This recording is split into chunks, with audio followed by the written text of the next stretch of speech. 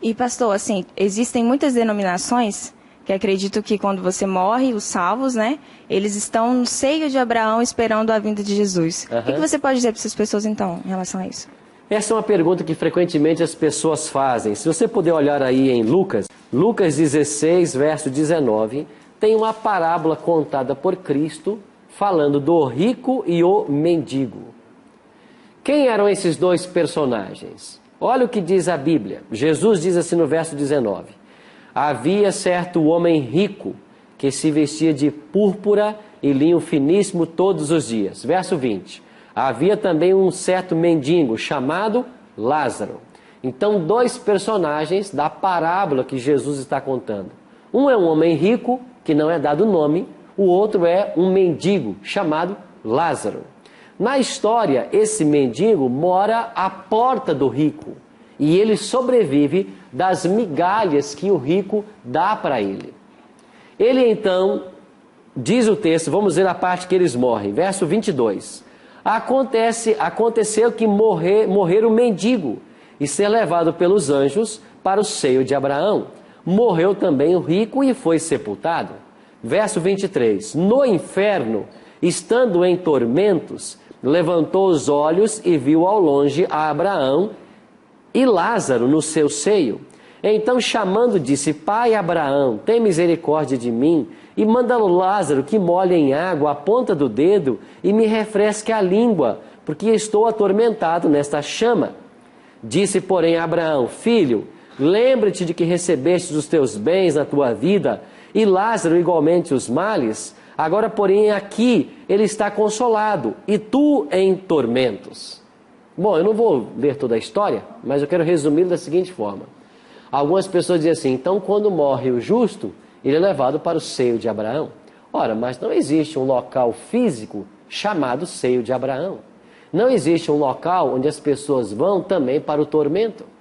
O que Jesus está fazendo aqui é contando uma parábola, uma história que era conhecida nos dias dele. Essa história era conhecida. E Jesus, ao contar essa história, ele fez uma nova aplicação. Ele disse que os judeus que haviam recebido o evangelho eram representados por esse rico, porque eles tinham a verdade de Deus. Mas mesmo tendo a verdade de Deus, eles não partilharam dessa verdade com outros, como por exemplo, os gentios, simbolizados aqui pelo mendigo. E no juízo final, os papéis são invertidos. E quem é salvo é o pobre e quem se perde é o rico. Mas isto é uma parábola. E não podemos fazer doutrina de nenhuma parábola. É apenas uma alegoria. Não existe um local onde você esteja em tormentos no inferno e vendo alguém que está no céu. Imagine você, se você pudesse ser salvo um dia e estar no céu e do céu ver alguém que você ama em tormentos eternos no inferno. Que céu seria este? Um segundo ponto. Para quem está no tormento das chamas, de que adianta molhar o dedo na água e colocar na língua dessa pessoa? Adianta alguma coisa? Vocês percebem que se trata aqui de uma parábola? Então não existe um local físico chamado inferno. Não existe um local onde as pessoas ficam em tormento eterno. Nada disso. Mas é uma parábola contada por Cristo para ilustrar a necessidade de partilhar o evangelho que a gente recebe.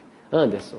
Pastor, em relação às pessoas que acreditam na reencarnação, o que tem para dizer para essas pessoas? Se nós vimos aqui, e vamos ver hoje também mais alguns textos, falando sobre o estado de alguém quando ele morre. Quando uma pessoa morre, ela vai para um estado de inconsciência. Nós vamos ver isso daqui a pouquinho.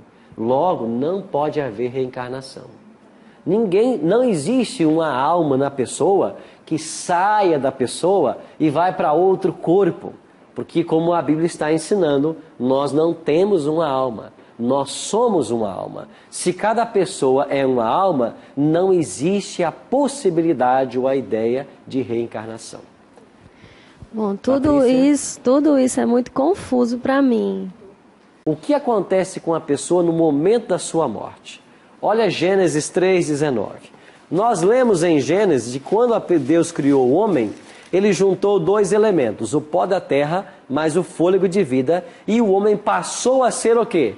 Alma vivente. O homem não tem uma alma, segundo a Bíblia, ele é uma alma. Agora, quando esta alma morre, o que acontece? Aí, Anderson, acho que é a sua pergunta.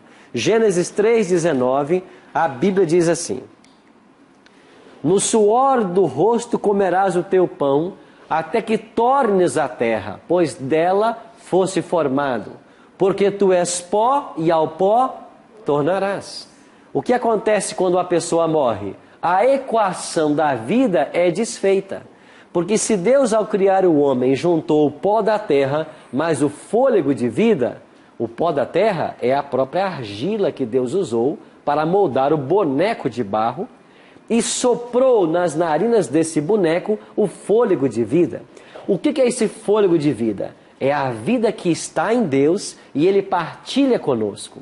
Quando Deus soprou no boneco Adão, no boneco de barro, o sopro divino, ele passou a ser alma vivente, ou seja, ele ganhou alento, ele tomou consciência. Quando a pessoa morre, o que acontece? Esse fôlego de vida separa-se da matéria, do pó, e o pó volta para a terra, e essa consciência deixa de existir. Porque não pode haver consciência sem haver a unidade, o corpo e o fôlego de Deus. É possível conversar com os mortos? Hoje no Brasil, nós temos filosofias, nós temos muita gente defendendo que teve contato com pessoas que já morreram. Nós temos muita gente dizendo que conversou com quem já morreu, trazendo mensagens para quem está vivo e sofrendo. O que a Bíblia declara sobre esse assunto? Eclesiastes, capítulo 9, versos 5 e 6. Porque os vivos sabem que hão de morrer, mas os mortos não sabem coisa nenhuma. Nem tampouco terão eles recompensa, porque a sua memória jaz no esquecimento. Amor, ódio e inveja, para eles já pereceram. Para sempre não têm eles parte em coisa alguma do que se faz debaixo do sol.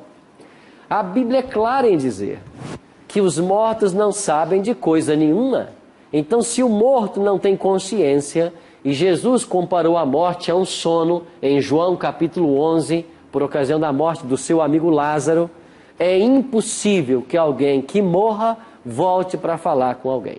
Pastor, que caminho essas pessoas que acreditam em espiritismo, que caminho eles estão seguindo?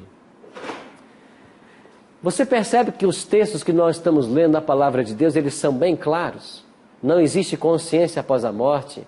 A pessoa quando morre volta ao pó da terra. Nós não temos uma alma, nós somos uma alma. Agora, por que as pessoas creem tanto nisto? É muito simples. Vá para Gênesis capítulo 3.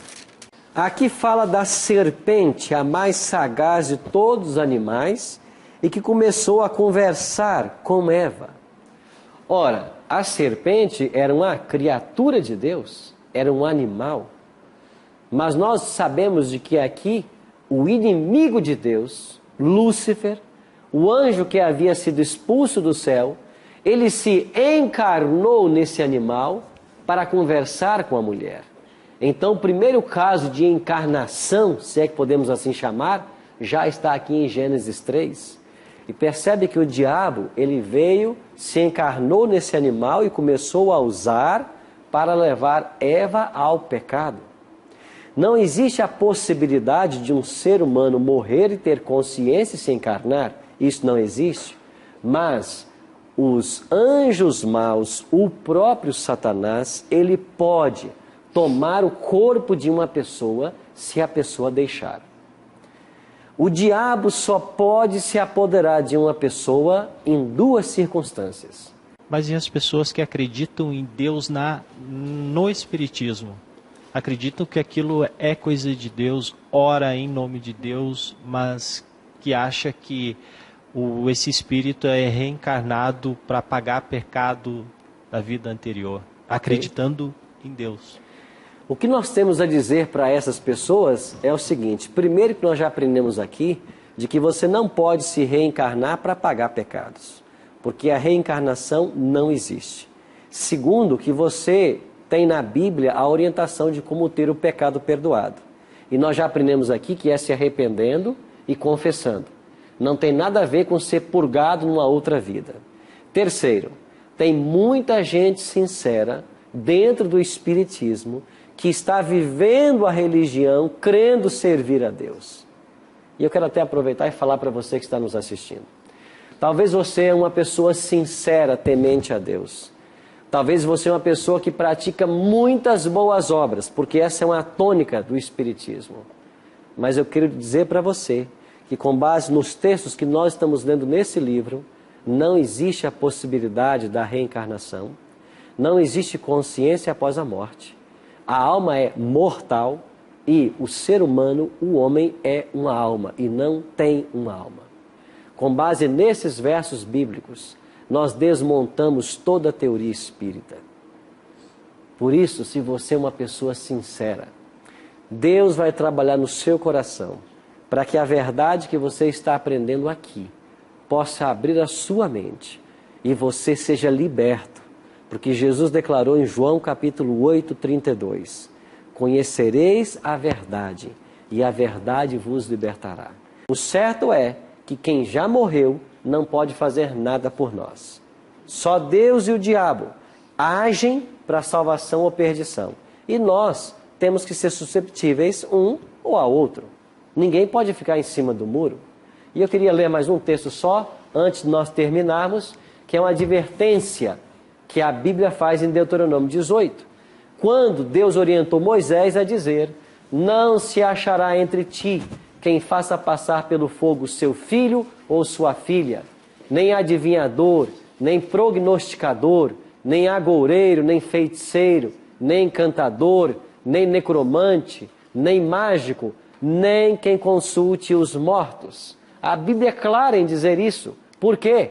Pois todo aquele que faz tal coisa é abominação ao Senhor, e por estas abominações o Senhor teu Deus os lança de diante de ti.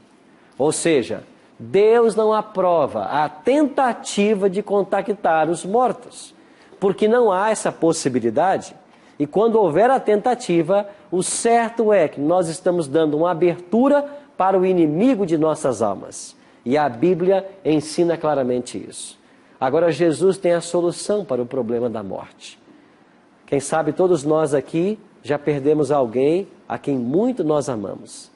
Em João 5, 28 e 29, Jesus tem a solução para o problema da morte. Ele diz assim: não vos maravilheis disto, porque vem a hora em que todos os que se acham nos túmulos ouvirão a sua voz e sairão. Os que tiverem feito bem para a ressurreição da vida, e os que tiverem praticado mal para a ressurreição do juízo. Todos os mortos um dia voltarão à vida. Todos. Desde Adão até o último ser humano que viver sobre a terra, antes da volta de Cristo. Todos que morrerem voltarão à vida. Há duas ressurreições. Uma ressurreição para a vida e uma para a condenação. Isso quer dizer que quando alguém morre, ele não já vai para o céu. Ele não vai para lugar nenhum. Ele continua sepultado. Por quê? Porque somente nesse dia as sepulturas se abrirão. Agora olha para o passado. Pensa nas pessoas que nós amamos, que um dia nós sepultamos. Há esperança de um reencontro. Você que nos assiste talvez está lamentando a perda de um ente querido. Perdeu um filho na adolescência. Um bebê com poucos dias de vida. Um esposo de 50 anos de jornada. Há esperança de um reencontro. Jesus está voltando para acabar com a morte. Porque quando Ele voltar, das nuvens Ele vai chamar aos mortos. As sepulturas se abrirão e os salvos ressuscitarão glorificados. Amigo, não existe inferno, não existe purgatório, não existe reencarnação. Existe ressurreição. Para quem? Para aqueles que creem em Deus e colocam nele a sua confiança. Pense nisso.